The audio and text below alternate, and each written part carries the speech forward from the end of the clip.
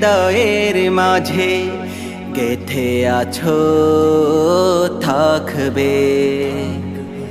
আল্লামা সাঈদী আমাদের মাঝে যুগ যুগ ধরে তুমি বেঁচে থাকবে। যুগ যুগ ধরে তুমি বেঁচে থাকবে। হা হা হা